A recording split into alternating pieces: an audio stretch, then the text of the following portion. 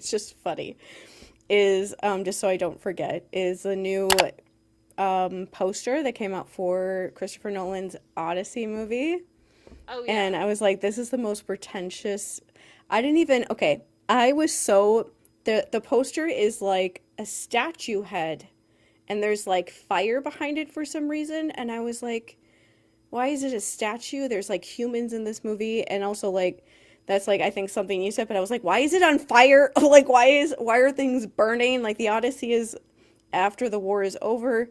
This is just so fucking pretentious and weird. And my friend Sophia, like, posted it too in our like little chat, and she was like, what is wrong with the tagline? And I didn't even notice like the tagline on the poster, and the tagline is like, defy the gods. And I was like, oh my god, I'm gonna make fun of this movie so much. I like cannot wait. I Well, and we've talked about this, like, we talked about this in our last episode. Defying the gods is not necessarily what happens here. Odysseus does Nope. exactly what he was prophesized to. It happens multiple times where people are like, this is what's going to happen to you next, and then it happens. Mm-hmm. So he's not someone who defies the gods in that way. So it's just The kind of an Odyssey is interesting like way to put the it. Odyssey Yeah. is like the polar opposite, that it takes him so long to get home because the gods, he can't defy them because every time he does, they just destroy his life. Yes. And everything takes so long to get home because he keeps trying to do that, and they're like, "Bye." And they just like smack him down. Hmm. So no, the fact that just that alone, the fact that there's a statue head on fire for no reason, and the tagline is about defying the gods when the Odyssey is a story of never once defying them even one time. Um, it's just like okay. And then the fact that like Christopher Nolan is the most pretentious little motherfucker on the planet, that he goes on like rants about like, oh, AI is gonna be the thing that helps save movies. Shut up. And like during 2020, he was one of those people that was like, you have to go to the movie to see things in the cinema because otherwise you don't get the cinema effect and blah, blah, blah. And it's like, if people go and see your stupid movie that doesn't make any sense, that's vague and weird and strange that nobody gets, they're gonna die from COVID. Hmm. What if we just like watched it at home and didn't understand what the fuck you were talking about at home? Like, but he was one of those people that was being very pedantic and just like literally was like, I don't care if the poor people die from COVID as long as they go see my movie in a cinema. Ugh. And it was just like, ugh, ugh. Like, I don't Yeah. like you. I can't wait for that movie to come out and for us to do a review about how season two of Percy Jackson and the Olympians is a better Odyssey adaptation. Just to make like every film bro's head explode. Yeah. Although I am hoping for a few moments of gold from Zendaya and from Anne Hathaway. Like Yeah, like those are the the actor. two that I have the most faith in. The thing with Christopher Nolan movies that's so weird is that the actors are always they usually do a good job. I will never get over the fact that Matt Damon is Odysseus. Hmm. What? But like overall, they usually do a good job acting wise in the movie, but it's just like the movie itself is usually so pretentious and just like weird that it's like, okay, I guess I can like this movie, but also can everyone like calm down or something? Like Yeah. everything is so over dramatic and serious, and I just want everyone to relax. And it makes me afraid for somebody like that to be telling stories about like Calypso and Agamemnon and what he does to like his wife and what she does to him, and Yeah. Cersei. Cersei is Charlize Theron in that movie. I feel like they're just gonna make her like a bitch, Hmm.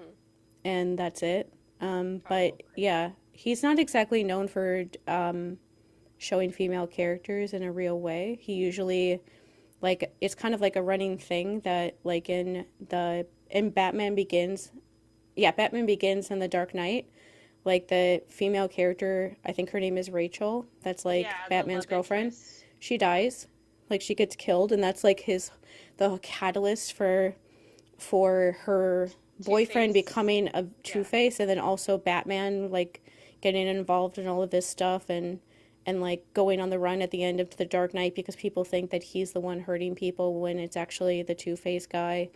and like in Inception, like the entire plot of that movie is Leonardo DiCaprio's like wife dies and he keeps having dreams about her, and you don't know if the dream at the end is like a dream or real, but his entire storyline is literally being sad about his wife being dead.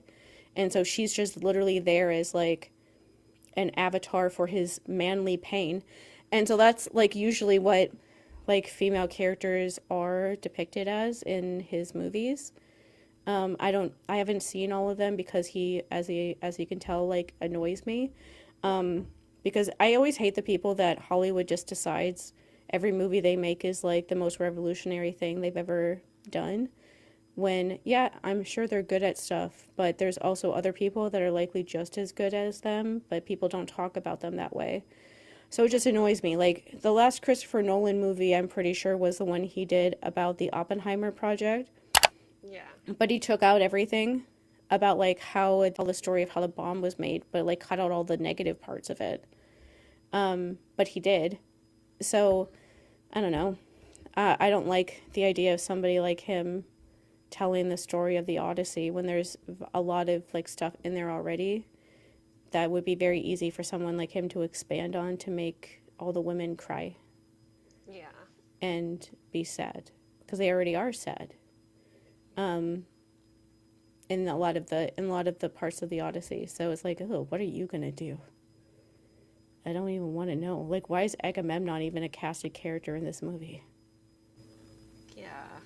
Wait, no, he is. It's that Yeah, one he young guy. is. Yeah. And when people were, they said, like, people who were, like, watching them filming a couple months ago said that the scenes with him and his wife were, like, super violent Yeah.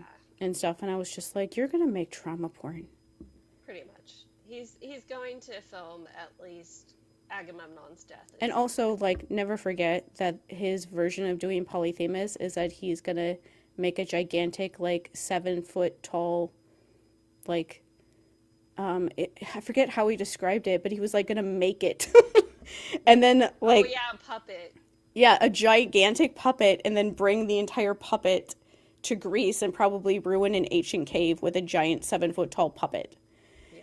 And I was like, you could just use a tall actor and then CGI them later. Yeah, I mean, if they can make the hobbits look so tiny, they can make someone look giant. Yeah. But I was just like, of course you're so fucking ridiculous that you're gonna like build a gigantic puppet and then make somebody spend $1 billion to bring it over to Greece and then probably destroy a cave while filming a gigantic puppet in like an ancient cave that's been there since like 56 BCE or something. And like not care that you're ruining it and then leave and just go. And wear those like and have everybody have those hats with feathers on them. Oh yeah, it plumes. And they're not supposed to have that.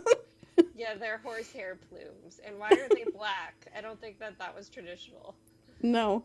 It's like why does every Hollywood movie have them wear hats that nobody wore that are ugly? Yeah.